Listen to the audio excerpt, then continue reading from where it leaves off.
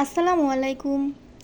গতদিন আমরা বাংলাদেশ বিষয়াবলীর বাংলার মুসলিম শাসনের পার্ট 1 পড়েছিলাম। আজকে আমরা পড়ব বাংলাদেশ বিষয়াবলীর মুসলিম শাসনের পার্ট 2। পার্ট 2 দেখার আগে যারা পার্ট 1 দেখেননি তারা দেখে নেবেন। ওকে, তাহলে কথা না বাড়িয়ে আজ পার্ট 2 শুরু করছি। সুর শাসন শুরু হয় 1540 খ্রিস্টাব্দ থেকে এবং শেষ হয় 1555 খ্রিস্টাব্দের মধ্যে, অর্থাৎ সুশাসন ছিল 15 বছর, 1540 থেকে 1555। বাংলায় ঘোড়ার ডাকের প্রচলন করেন কে? বাংলায় ঘোড়ার ডাকের প্রচলন করেন শেরশাহ। এই শেরশাহ ছিলেন সুর বংশের প্রতিষ্ঠাতা। তিনি 1537 সালে মাহমুদ শাহকে পরাজিত করে গৌড় জয় করেন।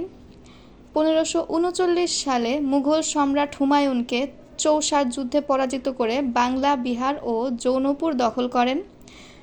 ঠিক এক বছর পর 1540 সালে আবার হুমায়ুনকে পরাজিত করেন কনৌজের যুদ্ধে এবং দিল্লি ও আগ্রা দখল করেন। 1539 সালে চৌসার যুদ্ধ জয়ের পর তিনি শাহ উপাধি ধারণ করেন। তিনি ভারতবর্ষে দাম নামের তামার মুদ্রা চালু করেছিলেন এবং ঘোড়ার ডাকের ব্যবস্থার প্রচলন করেন, অর্থাৎ বাংলায় ঘোড়ার ডাকের প্রচলন করেন শেরশাহ। গ্র্যান্ড ট্রাঙ্ক রোডের নির্মাতাও শেরশাহ। গ্র্যান্ড ট্রাঙ্ক রোড এশিয়ার অন্যতম প্রাচীন ও দীর্ঘতম সড়ক পথ, যার অস্তিত্ব মৌর্য সাম্রাজ্যের সময় থেকে জানা যায়। শেরশাহ এই গ্র্যান্ড ট্রাঙ্ক রোডটির আধুনিকায়ন করেন। আধুনিকায়নকৃত মোট 2500 কিলোমিটার দীর্ঘ এ সড়কটি নারায়ণগঞ্জ জেলার সোনারগাঁও থেকে শুরু হয়ে পশ্চিমবঙ্গের হাওড়া হয়ে পাকিস্তানের পেশোয়ার মধ্য দিয়ে আফগানিস্তানের কাবুল পর্যন্ত বিস্তৃত। তাহলে প্রশ্ন, বিশ্ববিখ্যাত গ্র্যান্ড ট্রাঙ্ক রোডটি বাংলাদেশের কোন এলাকা থেকে শুরু হয়েছে? বিশ্ববিখ্যাত এই গ্র্যান্ড ট্রাঙ্ক রোডটি বাংলাদেশের নারায়ণগঞ্জ জেলার সোনারগাঁওয়ে এই জায়গা থেকে শুরু হয়েছে। আচ্ছা, মনে আছে বাংলার 12 ভূঁইয়ার কথা? সেখানে ঈশা খাঁ কে ছিলেন? ঈশা খাঁ ছিলেন বাংলার 12 ভূঁইয়ার একজন। তিনি আসলে কিশোরগঞ্জের বাসিন্দা ছিলেন এবং ঈশা খাঁ রাজধানী গড়ে তোলেন সোনারগাঁও। মূলত মুঘল সম্রাট আকবরের শাসনামলে বাংলার বিভিন্ন অঞ্চলে এই 12 ভূঁইয়ারা জমিদার হিসেবে শাসন করতেন। ঈশা খাঁ সোনারগাঁওয়ের রাজধানী স্থাপন করেছিলেন। এই ঈশা খাঁ 1576 থেকে 1599 সাল পর্যন্ত ঢাকার অর্ধেক অংশ, ময়মনসিংহ, পাবনা, বগুড়া, রংপুরের অংশবিশেষ নিয়ে মোটামুটি স্বাধীনভাবে শাসন করেন। তাকে প্রতিহত করতে সম্রাট আকবর সৈন্য পাঠালেও শেষ পর্যন্ত সফল হতে পারেন নাই। অর্থাৎ সম্রাট আকবরের সময় এই 12 ভূঁইয়াদের অত্যাচার দেখা যায়। প্রতিবারই তিনি সাফল্যের সাথে প্রতিহত করতে সক্ষম হন আকবরকে, অর্থাৎ ঈশা খাঁ প্রতিহত করতে সক্ষম হন। ঈশা খাঁর মৃত্যুর পর তার পুত্র মুসা অর্থাৎ মুসা খাঁ শাসনভার গ্রহণ করেন। প্রতাপাদিত্য কে ছিলেন? বাংলার 12 ভূঁইয়াদের একজন ছিলেন প্রতাপাদিত্য। 1500 থেকে 1600 সালের দিকে মুঘল সম্রাট আকবরের শাসনামলে বাংলার কিছু বড় বড় জমিদারেরা স্বাধীনতা রক্ষার জন্য শক্তিশালী সৈন্য ও নৌবহর নিয়ে একজোট হয়ে মুঘলদের বিরুদ্ধে ঝাঁপিয়ে পড়তেন। এরাই ইতিহাসে 12 ভূঁইয়া নামে পরিচিত। 12 এখানে অনির্দিষ্ট সংখ্যা হিসাবে বোঝানো হয়েছে। এই 12 ভূঁইয়ার নেতা ছিলেন ঈশা খাঁ। ঈশা খাঁ ছাড়াও 12 ভূঁইয়াদের মধ্যে বিখ্যাত ছিলেন মুসা খাঁ, জুমা খাঁ, ফজল গাজী, বাহাদুর গাজী, মহারাজ প্রতাপাদিত্য, লক্ষণ মাণিক্য। এরাই খুলনা ও যশোরের 12 ভূঁইয়াদের মধ্যে অন্যতম খুলনা ও যশোরের রাজা প্রতাপাদিত্য ছিলেন 12 ভূঁইয়াদের মধ্যে একজন এবং তিনি ছিলেন সবচেয়ে বেশি সম্পদশালী ও প্রভাবশালী। বাংলাদেশের রাজধানী হিসেবে সোনারগাঁওয়ের পত্তন করেন কে তাহলে? সোনারগাঁওয়ের পত্তন করেন ঈশা খাঁ। বাংলাদেশের রাজধানী হিসেবে সোনারগাঁওয়ের পত্তন ও সূচনা করেন 12 ভূঁইয়াদের নেতা ঈশা খাঁ। সোনারগাঁওয়ের পূর্ব নাম ছিল সুবর্ণগ্রাম। ঢাকার ধোলাই খাল কে খনন করেন? ঢাকার ধোলাই খাল খনন করেন ইসলাম খান। দিল্লির সম্রাট জাহাঙ্গীর 1608 সালে ইসলাম খানকে প্রথম মুঘল সুবেদার হিসেবে রাজমহলে প্রেরণ করেন। 1608 থেকে 10 সালের মধ্যেই তিনি তখন ধোলাই খাল নির্মাণ করেন এবং 1610 সালে সম্রাট জাহাঙ্গীরের নাম অনুযায়ী ঢাকার নামকরণ করেন জাহাঙ্গীরনগর। ইসলাম খান এছাড়াও নৌকাবাইজ উৎসবের সূচনা করেছিলেন। তাহলে সুবাদার ইসলাম খান ঢাকার নাম রাখেন জাহাঙ্গীরনগর। ঢাকা কখন সর্বপ্রথম বাংলার রাজধানী করা হয়েছিল? 1610 খ্রিস্টাব্দে। ঢাকায় বাংলার রাজধানী স্থাপনের সময় মুঘল সুবেদার কে ছিলেন? ঢাকায় বাংলার রাজধানী স্থাপনের সময় মুঘল সুবেদার ছিলেন ইসলাম খান। বাংলার নৌকাবাইজ উৎসবের সূচনা করেছিলেন ইসলাম খান। বাংলার প্রথম স্বাধীন নবাবকে বা বাংলার প্রথম স্বাধীন নবাব কে ছিলেন? বাংলার প্রথম স্বাধীন নবাব মুর্শিদ কুলি খান। মুর্শিদ কুলি খান 1700 সালে শায়েস্তা খানের অধীনে বাংলার ক্ষমতায় অধিষ্ঠিত হন এবং মুর্শিদ কুলি খানের নামানুসারে মাকসুদাবাদের নাম পরিবর্তন করে রাখা হয় মুর্শিদাবাদ। অর্থাৎ মুর্শিদ কুলি খান রাজধানী স্থাপন করেন মুর্শিদাবাদে। এই মুর্শিদ কুলি খানের রাজ্য শাসনকালে রাজস্ব ব্যবস্থা ছিল তা মাল জমিনী নামে পরিচিতি লাভ করে। তাহলে এখন প্রশ্ন, সুবা বাংলার রাজধানী ঢাকা থেকে মুর্শিদাবাদে স্থানান্তরিত হয় কত সালে? সুবা বাংলার রাজধানী ঢাকা থেকে মুর্শিদাবাদে স্থানান্তরিত হয় 1717 সালে। কে বাংলার রাজধানী ঢাকা থেকে মুর্শিদাবাদে স্থানান্তরিত করেন? বাংলার রাজধানী ঢাকা থেকে মুর্শিদাবাদে স্থানান্তরিত করেন নবাব মুর্শিদ কুলি খাঁ। কোন আমলে মসলিন কাপড় ঢাকায় তৈরি হতো? মুঘল আমলে মসলিন কাপড় ঢাকায় তৈরি হতো। মসলিন তৈরি করা হতো ফুটি কার্পাস নামক তুলা থেকে প্রস্তুত অতি চিকন সুতা দিয়ে। 2020 সালের 28শে ডিসেম্বর ঢাকাই মসলিনকে জিআই সত্ত্বের অনুমোদন দেয়া হয়। বাংলার প্রথম মুসলিম বিজেতাকে? বাংলার প্রথম মুসলিম বিজেতা ইখতিয়ার উদ্দিন বখতিয়ার খিলজি। ভারতবর্ষে ইসলামের আবির্ভাব ঘটে মুহাম্মদ বিন কাসিমের সিন্ধু বিজয়ের মধ্য দিয়ে।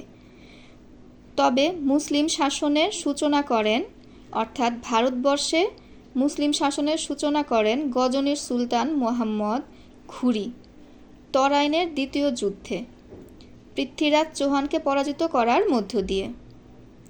আর বাংলার প্রথম মুসলিম বিজেতা ইখতিয়ার উদ্দিন মুহাম্মদ বখতিয়ার খিলজি। বখতিয়ার খিলজি বাংলা জয় করেন কত সালে? বখতিয়ার খিলজি বাংলা জয় করেন 1204 সালে অর্থাৎ 1300 শতাব্দীতে। গজনির সুলতান মুহাম্মদ ঘুরির সেনাপতি কুতুবউদ্দিন আইবেকের অনুমতিক্রমে বীর ইখতিয়ার উদ্দিন মুহাম্মদ বিন বখতিয়ার খিলজি ত্রয়োদশ শতাব্দীর শুরুতে 1204 সালে মাত্র 18 জন সৈন্য নিয়ে অশ্ব বিক্রেতার বেশে ঘোড়ার বিক্রেতার বেশে নদিয়া আক্রমণ করেন। তিনি সেখানে রাজা লক্ষণ সেনকে পরাজিত করে বাংলার মুসলিম শাসনের প্রতিষ্ঠা করেন। ইখতিয়ার উদ্দিন মুহাম্মদ বিন বখতিয়ার খিলজির শাসনামলে বাংলার রাজধানী ছিল দিনাজপুরের দেবকোটে। ইখতিয়ার উদ্দিন মুহাম্মদ বিন বখতিয়ার খিলজির হাত ধরে প্রাথমিক পর্যায় ছিল বাংলার মুসলিম শাসনের 1204 সাল থেকে 1348 সাল পর্যন্ত।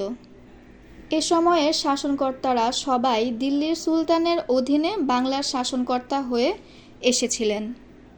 তাই অনেক শাসনকর্তাই দিল্লির বিরুদ্ধে বিদ্রোহ করে স্বাধীন হতে চেয়েছিলেন, তবে এদের বিদ্রোহ শেষ পর্যন্ত দিল্লির আক্রমণে মুখে সফল হয়ে উঠতে পারেনি।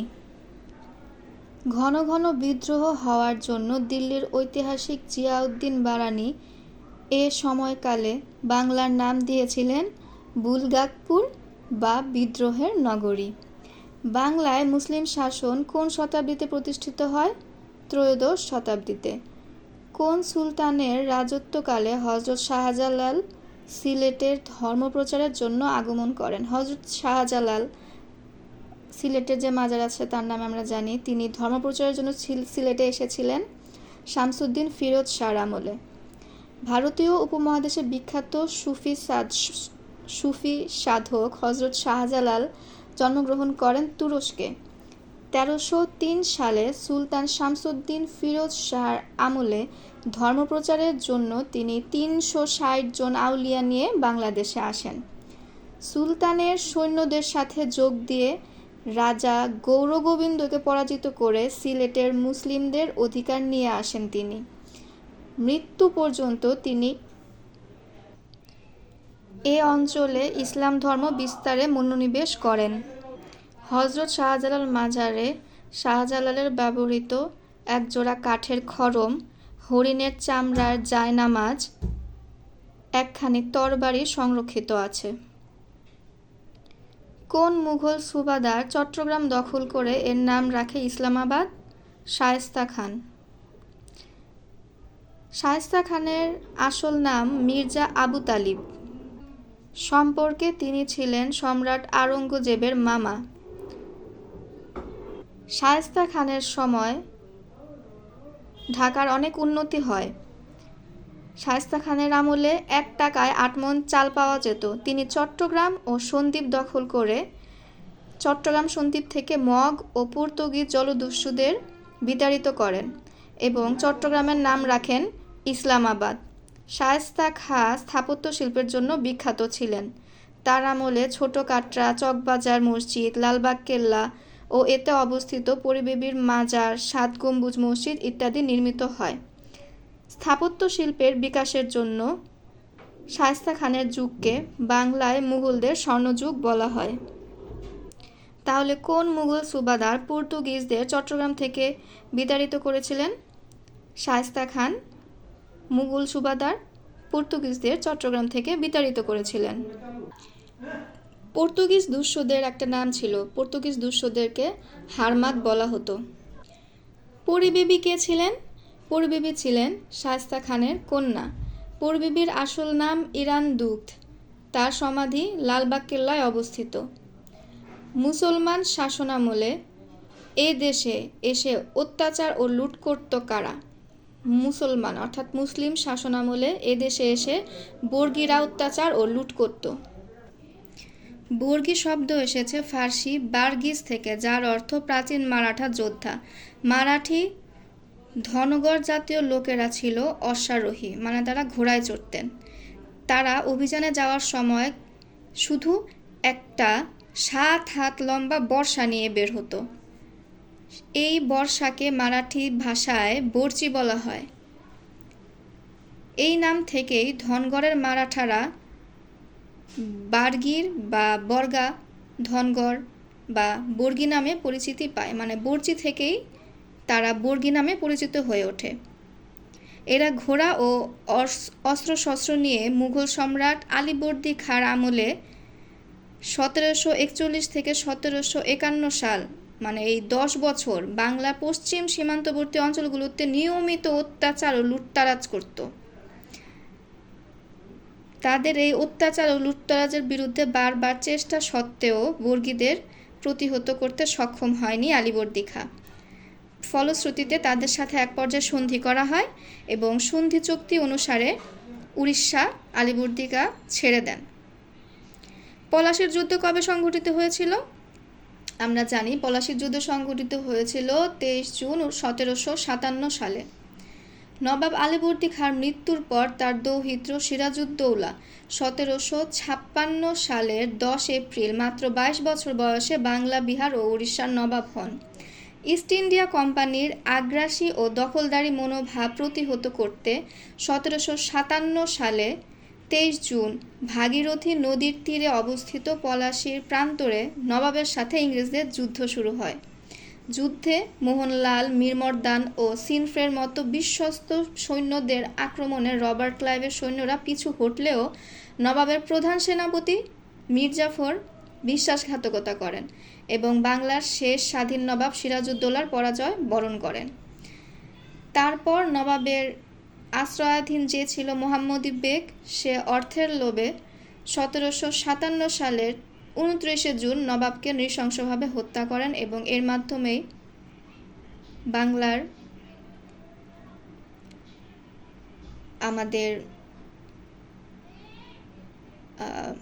এই যে বাংলার সিরাজউদ্দৌলার পতনের মধ্য দিয়ে সূর্য অস্তমিত হয়। কোন ঘটনার জন্য 1757 সাল ঐতিহাসিকভাবে তাহলে বিখ্যাত? পলাশীর যুদ্ধ। পলাশীর যুদ্ধের জন্য 1757 সাল ঐতিহাসিকভাবে বিখ্যাত। 1757 সালের 23 জুন পলাশীর যুদ্ধ হয়েছিল। মুসলিম শাসনামলে রাজসভায় রাজভাষা ছিল ফার্সি। বাংলায় মুসলিম শাসন প্রতিষ্ঠিত হওয়ার পূর্ব থেকে ফার্সি ভাষা চর্চা ও ইসলাম প্রচার শুরু হয়। ইরান থেকে আগত সুফি দরবেশগণ, সৈনিক, ব্যবসায়ী এক্ষেত্রে ব্যাপক ভূমিকা ছিল তাদের। উপমহাদেশব্যাপী ফার্সি ভাষা দ্রুত বিস্তার লাভ করে রাষ্ট্রভাষা হিসেবে স্বীকৃতি লাভ করে। 1204 সালে ইখতিয়ার উদ্দিন মোহাম্মদ বিন বখতিয়ার খিলজি নদিয়া ও গৌড় জয় করেন। পরবর্তীতে সমগ্র উত্তর বাংলা অধিকার করেন। এতে বহু জনগণ ইসলাম ধর্মে দীক্ষিত হন। ধীরে ধীরে সেন বংশে চর্চা করা যে সংস্কৃত ভাষা গুরুত্ব ছিল তা কমতে থাকে এবং ফার্সি মুসলিম রাজদরবারের ভাষা হিসেবে প্রভাবশালী ভাষা হিসেবে আবির্ভূত হয়। এর মাধ্যমে শেষ হয় আমাদের সাধারণ জ্ঞান বাংলাদেশ বিষয়াবলীর মুসলিম শাসন বাংলার। ধন্যবাদ সবাইকে। ভালো লাগলে অবশ্যই একটা লাইক এবং সাবস্ক্রাইব করতে ভুলবেন না। সবাই ভালো থাকেন, সুস্থ থাকেন।